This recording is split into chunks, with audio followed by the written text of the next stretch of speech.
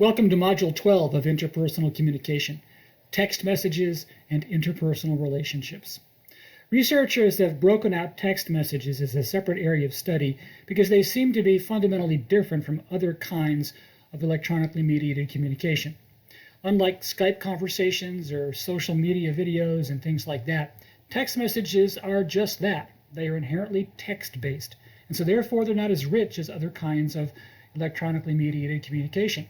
Though we try with things like emojis, the reality is text messages are really an extension of written communication. They're certainly exchanged more quickly, and they can be accompanied by things like links to videos and photographs and all sorts of things. But at the end of the day, the heart of text messages are words. And so researchers have tried to study text messages from different vantage points.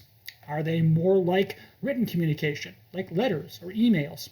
Are they more like a kind of vocal communication, just put down in text form? And so what we do when we study text messages is try and untangle what's true of text messages from what's true of other kinds of electronically mediated communication. But we'll focus more narrowly on the research on text messages and relationships. Here's why. Although researchers have studied things like whether or not kids are going to have their writing skills harmed if they text extensively, the reality is most of the effects that we've seen with text messages have been found on relationships. And that makes sense because text messages are almost always embedded in a relationship of some kind. While plenty of people get spam text messages or trade text messages with people they're not close to, the reality is most text messages, most of the time, are embedded in the network of relationships we already have with people. And so therefore, most of the researchers wanted to look at text messages from that vantage point.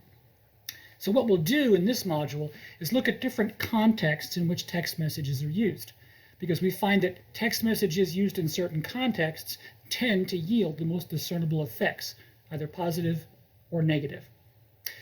Let's start with this. Many of you might have been in a situation where someone has apologized to you through a text message. Or alternatively, you've done something that requires an apology on your part, and so you choose to apologize through a text message.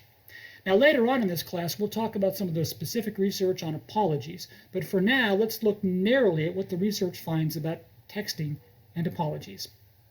I referred earlier to Sherry Turkle. Turkle studies smartphones and how they were used, but Turkle also studies text messages and the effects that those have on interpersonal relationship.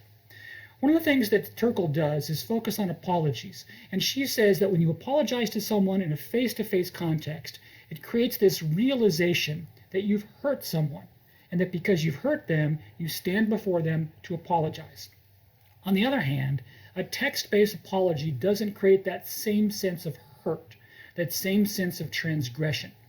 Turkle says that in many ways, a text message allows you to distance yourself from whatever that event was that led to the apology. And so for Turkle, there's this sense in which, although we're taking responsibility, we're not taking the full kind of responsibility we might take if we were apologizing to someone in a face-to-face context. Why does that matter? Well, it matters because for Turkle, an integral part of apologies is the sense of empathy, this realization that I've hurt someone, that this particular incident has caused a disruption in our relationship, and it's so important to me to repair it, I'm prompted to apologize. Well, to the extent that I feel less responsibility, to the extent that I feel less of a hurt of someone when I text them an apology, the apology and how we see the event that led to it becomes more hollow. And so for Turkle, that's a bit of a problem. Turkle's research has been replicated in other researcher studies as well. We find this is especially true when people that are emerging adults and teenagers are using text to apologize. A second area of research into texting has to do with what's called sorting out thoughts. One of my students told me several years ago that she really likes texting people in her life because it allows her to take her time and compose a text message in the way that she might compose a letter.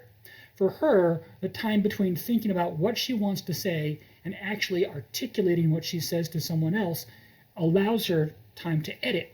If she was talking to someone on the telephone or if she was talking to someone face-to-face, she said she wouldn't take as much time to think through what she would say.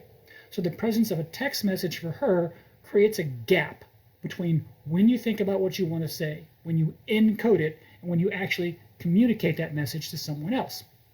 Well, there is research that finds that what my student experienced is true for many other people. that texting oftentimes is a situation where people can spend more time to compose their thoughts before sending off a text message. The problem, however, is this. There's also research to find the exact opposite is true. There's also research to find that because text messages create an imperative of response, we are oftentimes thinking we have to quickly respond to a text message. So for example, if my wife texts me and I see that text on my phone, I feel as if I have to respond to that rather quickly. And so I text the first thing that comes into my mind. I won't do what my student said that she appreciates texting allows her to do, which is create a gap between when I think about what I want to say and what I text back. And so what ends up happening is this imperative to respond actually mitigates against that otherwise natural gap. In fact, much research finds that people do feel an expectation to respond back to a text with some quickness. Beyond that, there's other research that finds that certain relationships create an expectation of a quick response to a text. Now, we know that in interpersonal romantic relationships in particular, couples tend to fall into a set of rules about how quickly someone will text back. Same thing has been found to be true in family settings. So the problem is that we've created a climate whereby people expect us to text quickly back in response to our text messages. Unfortunately, that expectation oftentimes causes us to text things back to someone without thinking them through in the same way we should. This, in turn, can lead to some potentially negative effects. Let's now talk about the research on texting and romantic relationships. Now, later in this course, we'll talk about the wide research into romantic relationships and how communication works in them. But I want to pause for a moment and talk specifically about the research on texting and romantic relationships. One of the things that we find in that research is what's called the nothing gambit. Nothing gambit is this idea that because text messages create a sense of less obligation to respond to people's communication, we can easily ghost them if we want to. If we choose, we can cut off interaction without responding to them. Now that might seem contradictory to what I just said about an expectation of texting back. But here, the nothing gambit allows us to say, I've got nothing to lose. If I stop texting this person back, all I have to do is ignore their text because we're not going to have any future interaction.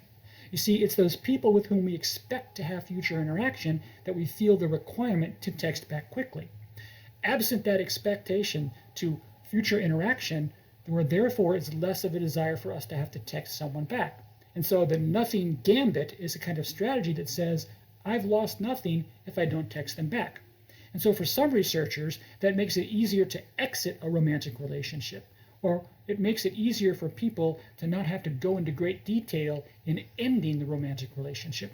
It also forestalls what for many people is an awkward face-to-face conversation where you deliver the intention to terminate the romantic relationship. Now, as I said, later on we'll talk about more extensive research into romantic relationships, and at that point in time I'll have a little bit more to say about how text messaging works with respect to all of that. Most of the research on texting and romantic relationships finds that the ever-present text message has become a very good way of maintaining connection throughout the course of a romantic relationship.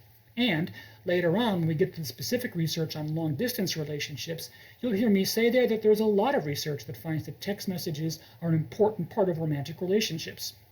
That said, when we get to that part of the class and we discuss the research on long-distance relationships, you'll find that texting oftentimes has negative effects in long-distance relationships. But for now, let's focus on the termination of relationships and leave it by simply saying that the nothing gambit allows us to reduce our sense of responsibility to act at the termination of a romantic relationship in a way that takes responsibility and has the kind of closure that you would expect a romantic relationship to have.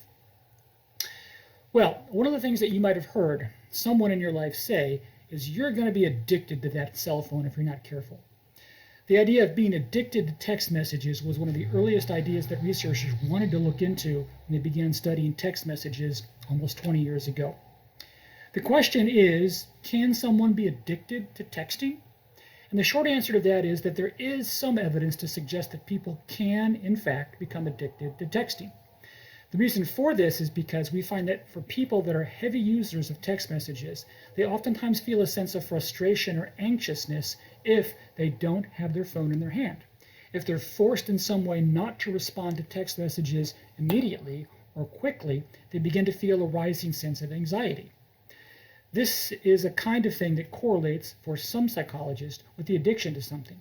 It's similar to what we said in a previous module about how heavy users of social media enter the Facebook zone, where they lose all track of time in their use of social media, similar to how gamblers lose all track of time when they're at the roulette table. So what we find then, with respect to text messages, is it's possible for heavy users of text messages to be addicted only in the sense that they begin to feel a sense of anxiety if they can't text back as quickly as they think they would like to. In reality, however, the use of the term addiction is a really strong term, and most researchers wouldn't use that term in any kind of a clinical sense. Or to put it differently, while we might say that person is addicted to texting, in reality they're not addicted in the same way that someone is addicted to cigarettes, or the same way someone is addicted to a hardcore drug. Next, researchers have looked into the positive effects of texting. And believe it or not, there are several positive effects of texting. Some of those we'll talk about on down the line when we talk about long-distance relationships and when we talk about romantic relationships. But here, let's talk about text messaging in general. I have good news for you. There's research that finds that when you send and receive text messages, your mood tends to be boosted. So for example, if you're feeling a little low, you're feeling a little down, and someone sends you a text message that is positive and encouraging, that tends to raise your mood, even if only temporarily. In fact, one of the clearest research findings we have that links positive effects to text messaging is the altering of people's moods. So for example, in my family communication class, I talk about how parents oftentimes have their mood heightened when their adult children text them. Interestingly enough, the boost in mood has been found to be true both when people are texting some messages of significance and when it's more mundane messages. Now that makes sense because later on in the class we'll talk about the research of a guy at the University of Iowa named Steve Duck. Duck talks about what's called mundane talk. Mundane talk are the very simple, boring, everyday, not significant interactions that people involve themselves in. And there's a lot of research that finds that family relationships, friendships, and especially romantic relationships are glued together and held together by mundane talk. Well, text message allows us to do more mundane talk. In fact, a lot of texting is nothing but mundane talk. In fact, the most common text message sent in the world is this: "Where are you?" Pretty mundane. So what we find then is that at the end of the day, text messages as a form of mundane talk have very positive effects on all kinds of relationships. One of the things we also know is that people that are at risk of immediate self-harm can have those impulses curbed when they're in text contact with someone else. And I think this is significant because what we find oftentimes is that people that are in that particular state are hard to influence. But ironically, the text message allows a kind of immediacy of communication that many people find helpful to alleviate and avoid that very difficult kind of thing. So to conclude this very short module on texting and interpersonal communication, let's talk about this.